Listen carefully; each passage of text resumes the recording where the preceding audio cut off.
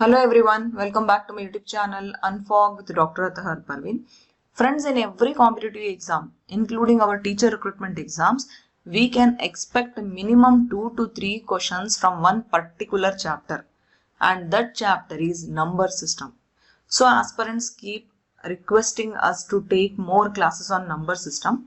So that's why in today's class we will be sharing with you most important short tricks and tips along with most expected multiple choice questions that can be expected in exams like Karnataka TET and other teacher recruitment exams like HSTR, GPSTR, TGT, PGT, CRIS and all other exams as well. So friends, this class is going to be very interesting and very useful to all of you because the multiple choice questions which we will be discussing in this class are simple but very interesting, and they can be solved just in few seconds, and you can grab marks for sure by giving the correct answer to these type of questions. And the questions are such that in case you don't know about the short tricks or tips which we'll be giving in this video, in that case you will not be able to answer these questions quickly, or you will not be able to answer these questions correctly also. So that's why this video is a gem for all the teacher recruitment aspirants out there, because this is a chapter which is very important to all the competitive exams including teacher recruitment. So quickly, let us start this very useful class.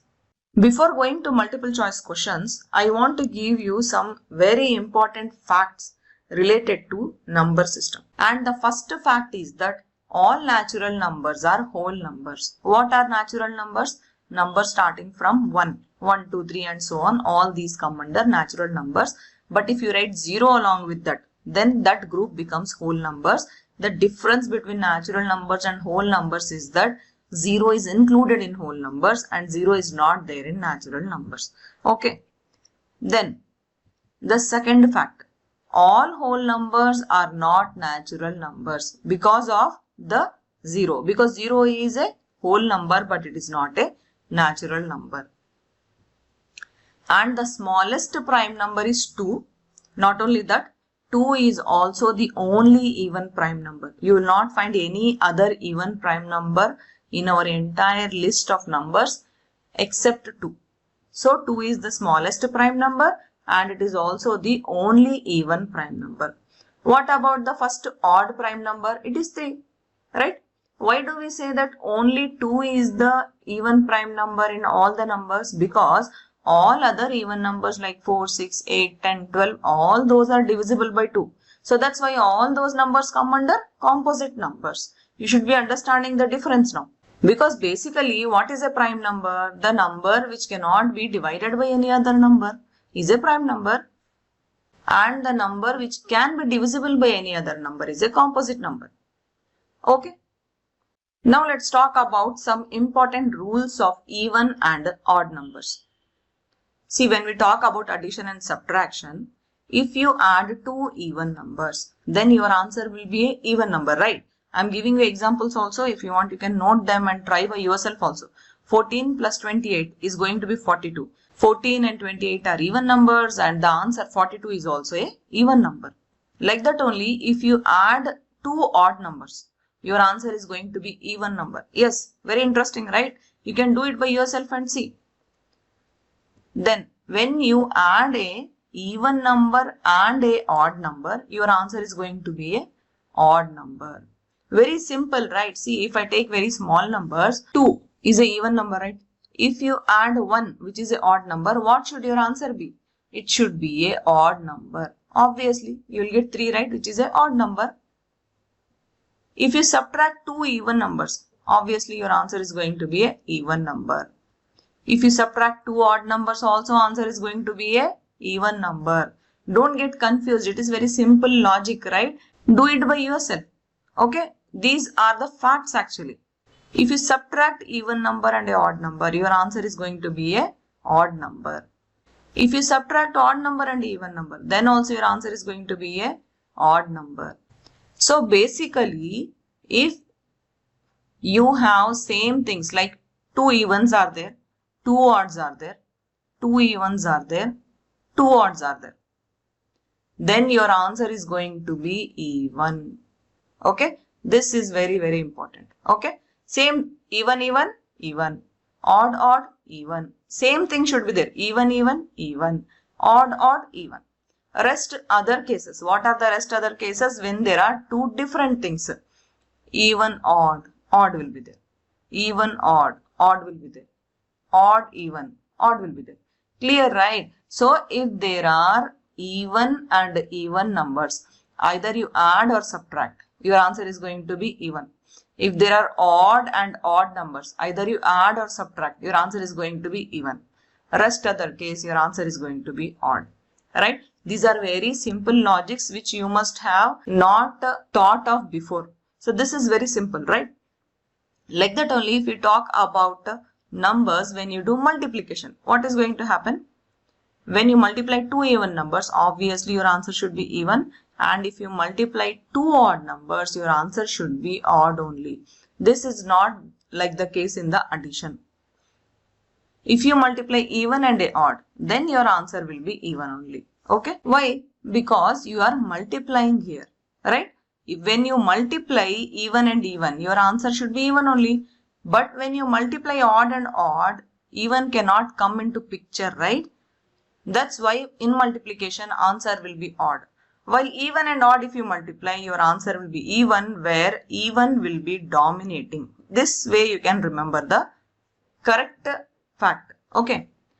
Apart from all of this, what is more important means, if there is any product which is involving at least one even number, then your result will be even. Because even number is a dominant number. This way you can remember. Just to remember, I am telling that even number is dominating. The way we say that truth always triumphs. If you think of even number as a truth, then it is going to win, right? The person who is always going on the right path will always win when you compare with the person who is going on the wrong path.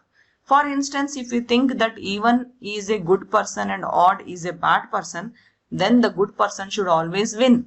That is what happens in multiplication. Okay, clear, right? So let us see the first question. If x and y are odd positive integers, which one is not an odd number? So the question is, which one is not an odd number? See, actually, if you add two odd numbers, your answer should be even, right? So if you write even to the power of any number, then also your answer should be even, right? See, if you add two numbers, your answer is even only, right? But if you have a number, any even number, to the power any other number, then also your answer should be even only, right? So this any number can be odd also, it can be even also. See, for example, 1 plus 1. Both are odd numbers, right? Our answer will be 2, right? Now this 2, if I raise to the power 1 also, I will get a even number. If I raise to the power 2 also, I will get a even number only. So any number, if I raise to the power of a even number, my answer is going to be a even number only. Okay. So now the question is, if x and y are odd positive integers, which one is not an odd number? So I should have a even number in the bracket.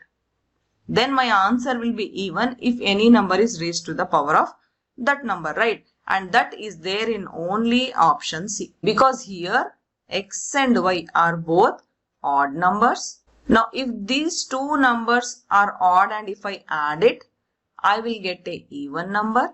And any number raised to the power of even number is a even number, right? Which is not a odd number. Even number means it is not a odd number. Rest other things will give you odd number. Option A will give you odd number. Option B will give you odd number. Option D will give you odd number. Only option C is there which is giving you an even number which is not a odd number. Of course, option 5 is also there. Option E, none of the above. So they are telling that maybe from this time in competitive exams, this option E will also come, none of the above. So you need to make up your mind with this option also. Okay. So let us now move to the second most important and expected question. The question is 91 plus 92 plus 93 till 110 is equal to.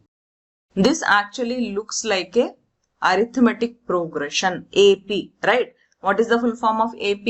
Arithmetic progression. It is not Andhra Pradesh or it is not Atahar Parveen, okay? It is arithmetic progression. So, in arithmetic progression, if you see the sequence given here, the first term is 91 and the last term is 110. But also, this 91, 92, 93 and so on, these are also consecutive numbers, right? So in order to find sum of consecutive numbers, there is one formula. Number of terms into average of first and last terms. So here, this sum of consecutive numbers is Sn. Number of terms into average of first and last terms. What is number of terms here? See, from 91 till 110. How many numbers will be there? If you add up, there will be 20 terms, right? So that is our number of terms here. Okay, that number of terms into average of first and last term. This is the formula. So you have to substitute n is equal to 20 and a is 91, L is 110 by 2. You will get answer 2010. This is our final answer here. But in case you don't know this formula, then I have a short trick for you. The short trick is that from 91 the numbers are starting, right? And they are ending till 110, right? So before 91 we had numbers till 90, right? So that's why in order to find the sum of these consecutive numbers, I can just do summation of 110, means from 0 till 110 I am taking summation and I am subtracting the rest of the 90s numbers which are not there in the question, right? Summation of 110 minus summation of 90. So this is going to give you, see, 110 into the rest of the numbers, 111 by 2 minus 90 into the rest of the numbers, 91 by 2, right? So this is going to give us 2 1s are 2 5s are 2 5s are 55 into 111 minus 2 1s are 2 45s are 45 into 91. So this is going to give us 6105 minus 4095. This is equal to 2010. This is also our final answer only, right? But here we did not use any formula. We just used a simple concept that the full numbers till 110 minus the numbers which are not there in the question. See here, actually summation of n is nothing but n into n plus 1 by 2. So this is the sum of n consecutive numbers. So this is the formula which we are applying here. But this is a very simple and basic formula. You should be already knowing. See, if it is summation of 110, then it will be 110 into 110 plus 1 by 2. So this is going to be 110 into 111 by 2. So this is a very simple and basic thing which you should be knowing only. Okay, this is we call as a sum of n natural numbers. Okay, so this way without using formulae also you can find out the correct answer. I have shown you 2 ways of finding the correct answer to this question. It is up to you which is easy you can take. Okay.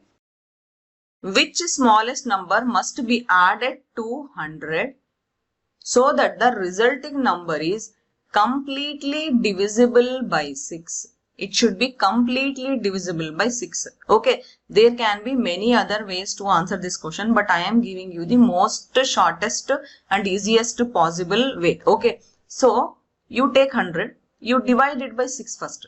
So you get 6 1s are 6 and 4 is there. This 0 will come out here and 6 6 are 36. So what is remaining now? 4, right? So our quotient is 16 and our remainder is 4. But if the number is to be completely divisible by 6, in that scenario, our remainder should be 0. Right? for our remainder should be 0, this 4 also should be included there only, right? Inside that 100 only, right?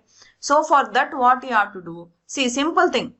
I want this 4 also to be divisible by 6. For that, you add something or you subtract something. What is that? It should be plus 2 only, right? So if I add plus 2 to 4, I will get 6, which is completely divisible by 6. And my quotient will be 1 with remainder 0. So that 2 I will add to this 100. So if I add 2 to that 100, then my number will be 102, which if I divide by 6, it will be completely divisible by 17 and remainder will be 0. So it is very simple, right? 6 into 16 is going to be 100 with a remainder 4. Then if I have the next number, it can be 102 with remainder 0. For that, I should add plus 2 to this 100, right? So my answer is option A here. Very simple logic, right? I have tried to explain you in a simple manner. Now you should tell me whether you understood this trick or no in the comment section, okay? Next question. How many 3-digit numbers are completely divisible by 4? See, first try to understand here what they are telling. How many 3-digit numbers are completely divisible by 4? So what is the smallest 3-digit number? We know it is 100, right? Like that only, what is the largest 3-digit number which we know? It is 999, right? But we need numbers divisible by 4. That too completely divisible by 4. So the numbers completely divisible by 4 in this range. If you see, first number which is divisible by 4. In this range, it should be 100, right? And the last number which should be divisible by 4 in this range, it should be 996, right? Because that number should be less than 999. So first number which is less than 999 is 996 only, right? Now I know what is the first number of the series and I know what is the last number of the series. In this situation, I have this formula. N is equal to last term minus first term by D plus 1. What is D? This 4. This is our D. Okay, the common difference we can say. So N is equals to last term minus first term by D plus 1. Just substitute. You will get answer 225. That option B will be our correct answer here. But I have a short trick for you also. Because if you don't know the formula and that situation, what you have to do? So the short trick is that you have to count the number of divisible numbers like this. Last digit by D minus first digit minus 1 by D. So our last digit is 999. Our D is 4 now. We know, right? Minus first digit is 100, right? Minus 1 by 4, right? So this is going to be 999 by 4 minus 99 by 4. So this is going to give us the correct answer.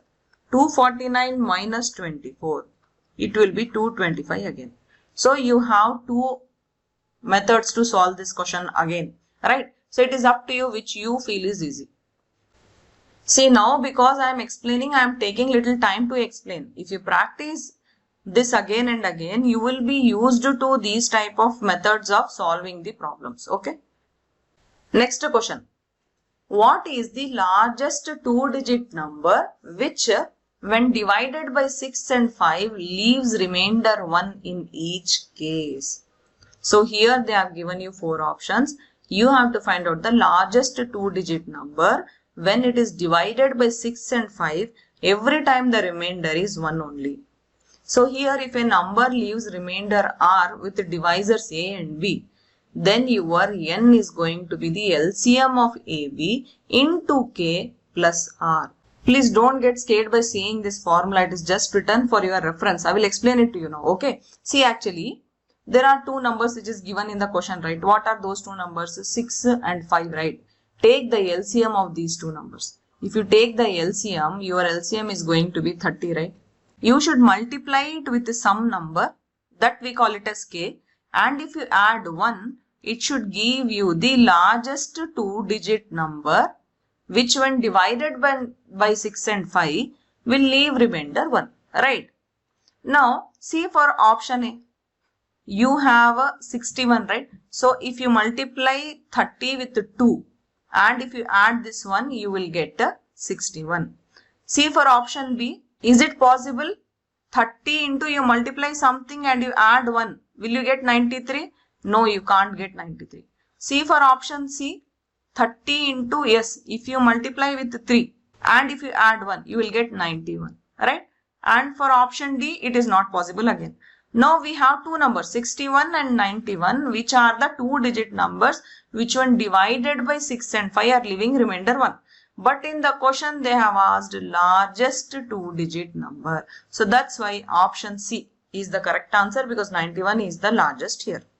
Okay, clear, right? Simple thing, right? So this formula is nothing but our LCM of 6 and 5. You multiplied with some number and you added with the remainder. So this is our 30. You multiplied with a number and you added with the remainder. We got 91 if you multiply it with 3. Okay, clear, right? Next question. The sum of 3 consecutive odd numbers is always divisible by, and the options are 3, 9, 15, 21. So the sum of 3 consecutive odd numbers, it is always divisible by. So the sum of 3 consecutive odd numbers, they are telling. What are the 3 consecutive odd numbers? You should know it first of all, right? X, then you have x plus 2, then you have x plus 4. These are the consecutive odd numbers, right? We have to add them because they are telling sum x plus 2 plus x plus 4. So this is going to give us a 3x plus 6.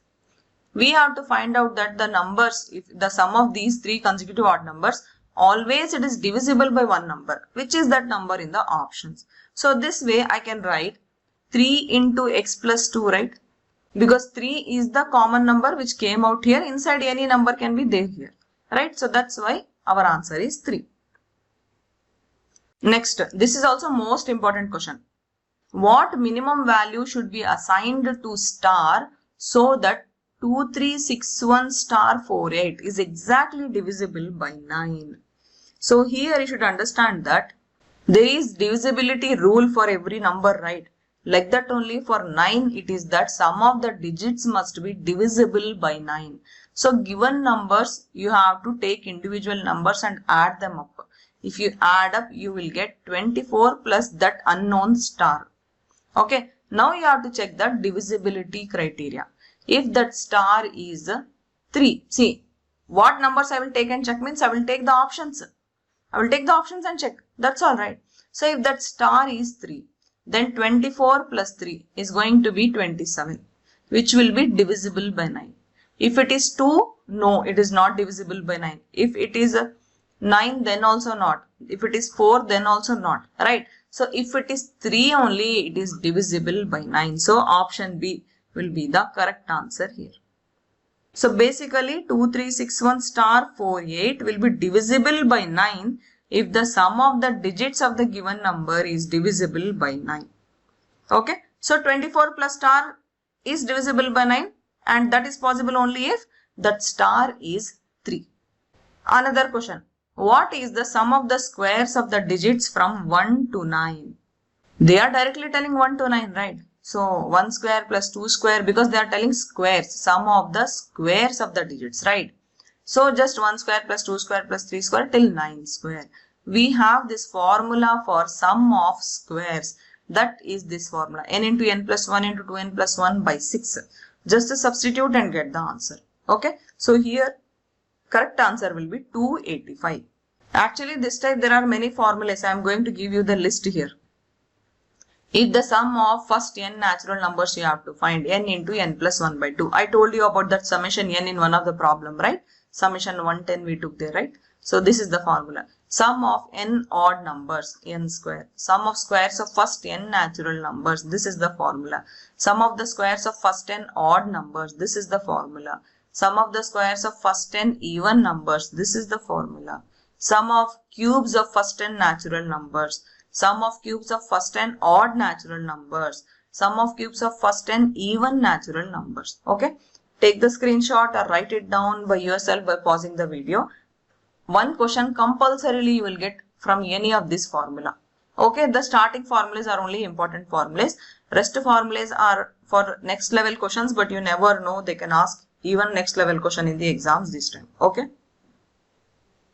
This is a very interesting question. A positive number which when added to 1000. So let that number be x. Okay. This number x is added to 1000. A positive number which when added to x gives the sum greater than when it is multiplied by 100. So that x only if it is multiplied by 100, then this sum will be greater than this itself. Then what is the number? So what is that number x is the question now, right? So this is very much clear, right? See, when is this situation possible? 1000 plus x should be greater than 100 into that x. You write any number here, it is going to be ulta only, right? Except one number which is x is equal to 1. Right? See, if you want, you can check. 1000 plus 1 is greater than 100 into 1. So this is only possible. What about 2? 1000 plus 2 greater than 100 into 2. Yes, it is possible, right? But it is not there in the option. See, other options that are not at all valid here, right? So that's why option A will be the correct answer here. Okay. Next, this is the last and the most important question of this class. In a division sum, the remainder was 71. With the same divisor but twice the dividend, the remainder is 43. Which one of the following is the divisor? See, understand the question. In a divisor sum, the remainder was 71. With the same divisor but twice the dividend, the remainder is 43. Which one of the following is the divisor? Friends, in this type of question, no, simply you can use this formula. Divisor is equal to 2 into first remainder minus second remainder. Why 2 means here in the question they are given twice the dividend, right? So that's why 2. If thrice means write 3 there. That's all. Okay. So divisor here will be equal to 2 into what is the first remainder? 71. And what is the second remainder? 43. Right? That's it.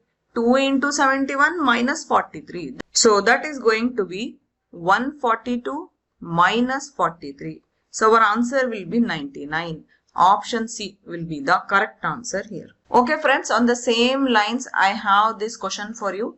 This is a assignment.